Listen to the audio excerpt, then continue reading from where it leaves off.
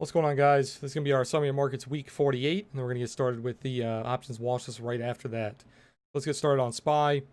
So we saw that ascending triangle breakout a few weeks ago, pulled back to the retest, had a double retest actually, and then now we're pushing away from that. So we can go ahead and delete this ascending triangle, but just understand that that was kind of the pattern that led to this breakout. So let's go ahead and delete that. Now we have a little bit of distribution coming in, and we can see that this distribution is showing signs that it wants to continue higher.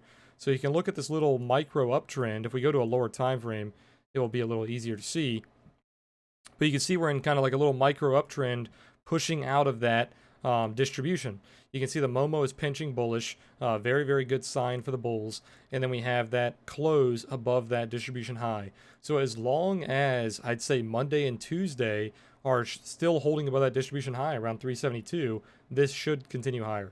Now keep an eye on that 4-hour trend. You could also go down to like a 1 hour too. You can see that trend. It's a little sloppier on the 1 hour, but if it breaks that trend, gets back below 372, I would start being a little bearish, maybe towards like 367 or 363. But as long as you stay above 372, this should be going higher. And I can give you guys some breakout targets here. Give me 1 second. Let's do a fib. We can take the low to the high, and that gives us some breakout targets. 377, 378 would be your first targets, and then 381, 382 would be that second zone, and then your final target would be around 387. Okay, so watch those levels if we do continue higher. Moving on to gold, we are retesting the top of that channel. You can see that channel that we've been in basically since August has not been broken, and now we are currently retesting it. So it looks like we hit the top and we're failing currently. So it doesn't have any signs of bullish strength just yet. Now we did reclaim the 50 moving average. So as long as we stay above the 50, stay above the trail, this probably can break out even if it does pull back. So keep an eye on that. Maybe curl into the high. 1923, 1950, 1990 would be your targets. If you do not stay above the 50, then you probably will go back down towards the low 1800s. Moving on to oil, I told you guys last week that as long as it stayed above like 46 and a quarter, and now we're staying above 48, so this looks really bullish. As long as you stay above 48, you'll probably see 52, maybe even 54 if you continue higher. Now there is a little bit of resistance at 50, but it shouldn't hold too long. One thing that is a little worrying for bulls is you do have a bear div coming in. So bear div, you're losing momentum, but because we are showing signs of like distribution here and it's consolidating, that is okay for the bear div. It's still bearish, but if it was like putting in a big high and then it was putting in a massive bear div, that would be worse. So this isn't that bad. So keep an eye on that. As long as you stay above 48, you should be okay. Moving on to Bitcoin, I told you guys last week your targets were 27.7 and 28.5. Now, I did not extend the targets on the last video. I should have showed you guys the farther out targets. But the farther out targets were 31.1, 32.005, and then 35.3 was the final target. So the final target was just barely missed. I think we came within 1%. Yeah, 1.5% from that final target. So if it starts to top out here, that breakout trade has been finished. So now we are waiting for more of a consolidation so we can extend that target. The 1618 usually is where you'll start to find a lot of sellers. So you're currently seeing that. Sellers are coming in. If you start to lose 32,000, watch for the 28.5 and the 27.7 to act as support. Now that would be a nasty sell-off, but those are your main supports right now. So that would be about a 14% sell-off. So keep an eye on that. Moving on to Ethereum, same exact technique, looking for the breakout trade. Your final target was smashed. So your final target was 893, and now we went ahead and hit that target. So because we hit that final target, we can go ahead and take this away and look for our newest impulse. So we can go ahead and grab the newest impulse, which is here to here. And this gives us new targets. So now we have 976 that was just hit. We have 1004, which is the next target. And then the final target for this impulse would be $1,109. So keep an eye on that. Now you are failing these targets, so maybe you pull back a little bit, but you will have support around 868. Now, because you're on a daily and you're really extended, we can go down to the lower time frames, look for some pivots we do have pivots right around that 788. Let's see, 1 hour, no pivots on the 1 hour. So I would be looking for those fib levels as your main support. Okay, that is the summary of markets. Let's go ahead and move on to the options watch list.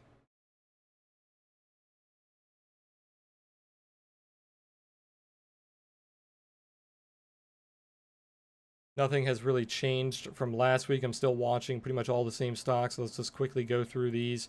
Ladder, I still like above 10 and a quarter to go to 1140.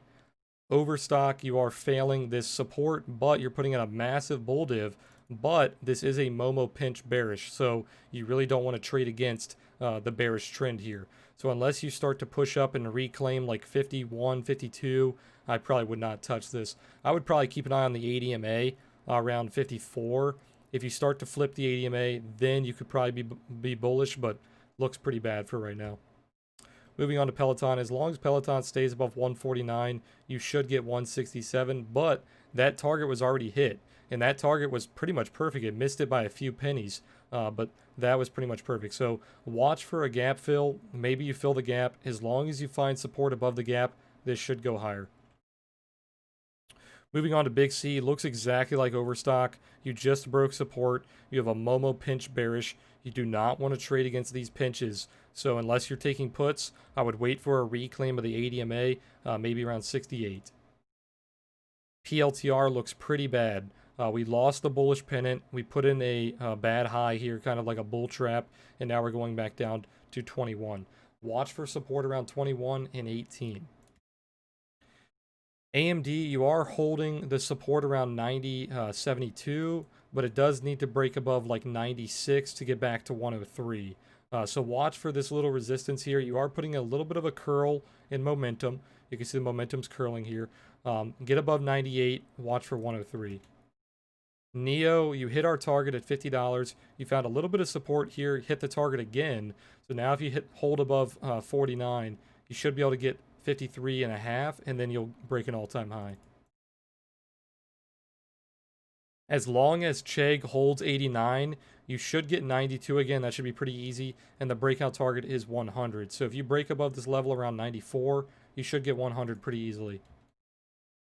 Teladoc, if you hold above 206, you should be able to get 220. You tried to hold above 206 here. You could not do it. That put in a pretty bad high there, so the bulls got trapped. As long as you hold this little uptrend here, though, I would say that you're okay to go higher. So watch above 206. You should get 220. Starbucks, I told you guys above 100, above 101, you were going to get 107. There's your 107 target. Next target is 108.60 and then 114. LW is taking a little bit longer, but it's still playing out to our trade plan. Watch for 83.25 as your target. Lumber liquidators, you pulled back pretty hard on this. You almost got to our target around 35.75. It just ran out of buyers because of the end of the year. The volume dried up. So as soon as you lost that pivot, that was a sell signal. Now we are back to support. As long as you hold above 31, you could go for a second attempt higher, but you did put in a lot of resistance around 34. So keep an eye on that. Zillow, kind of the same thing. Tried to break out, didn't have enough volume, pulled back to fill the gap. As long as you stay above that gap, which is right about 127 almost. So as long as you stay above 127, you should get 135, 145. Keep an eye on that. Square pulled back pretty hard. You hit most of our targets, though. The only target you did not hit was the final target. Both these breakout clusters were hit. So you are pretty bearish now. But if you do reclaim like 227, you should be able to get that final target around 247. DraftKings, same thing here. Ran out of volume. Now you're pulling back pretty hard. If you find support around 46, you could go higher, but this does not look too bullish. So not really watching this one right now. Penn, you basically hit all of our targets. We were looking for 92. The final target was 101. You got really close. You got to 99, then it topped out on bad volume. So kind of the same thing. If you get above 92, you'll probably be able to get 101.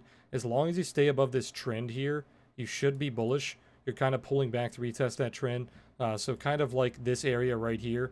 This could be a good buy opportunity, but just understand that if you break that trend, you're probably going back down to 76. Moving on to AI. AI is bouncing right out of the buy zone. You have a long-term buy zone at 125 to 137. As long as you hold this buy zone, you should be going to all-time highs for a longer-term outlook. Let's see, what else are we watching here? Nordstrom putting in a really nice distribution. If you break above this distribution, let me show this on a lower time frame. You break above like 32, you should be able to get 33 and a quarter, 33.70. Final target would be 36.75.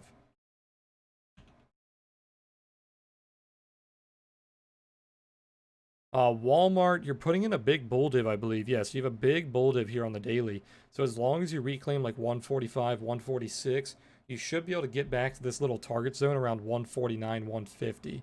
So watch this bull div here. You had bad news that sent you lower. I can't remember what it was, but you did have bad news.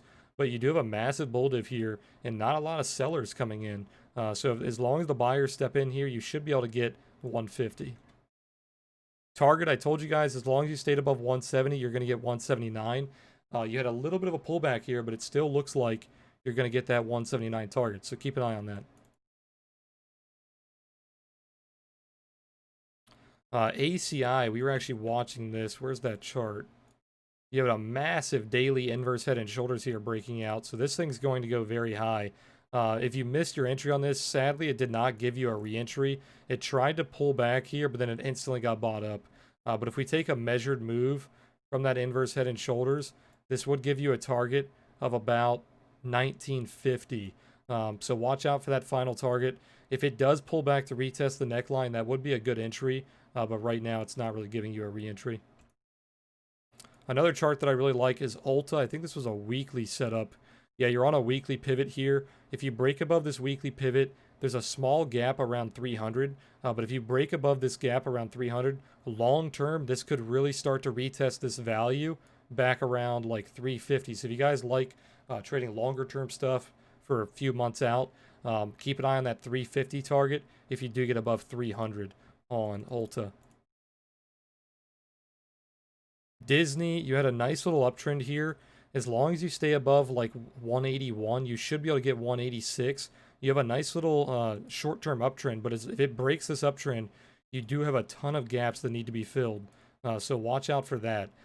So bearish play would be a fill of the gaps if you do break the trend. But if you do stay above the trend, watch that 186 to 188 target zone.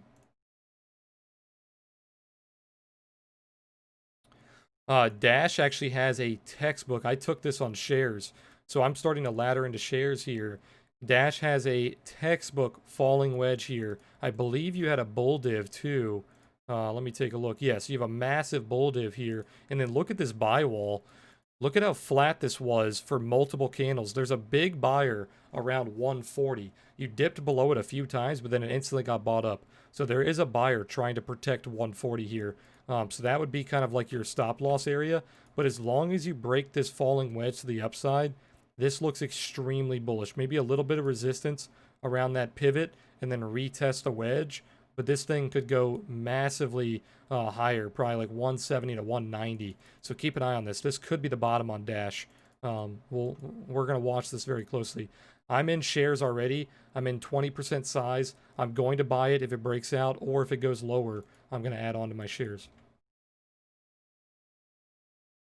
Snapchat, another one that looks pretty good here. If you do gain momentum above 49, you should be able to get 54, and then 60 is your final target.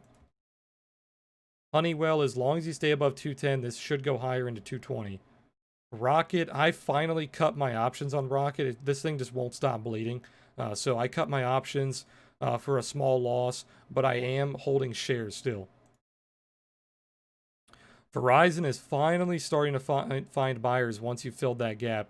So as long as you hold that low around 58, this should continue higher. Massive downtrend that needs to be broken now.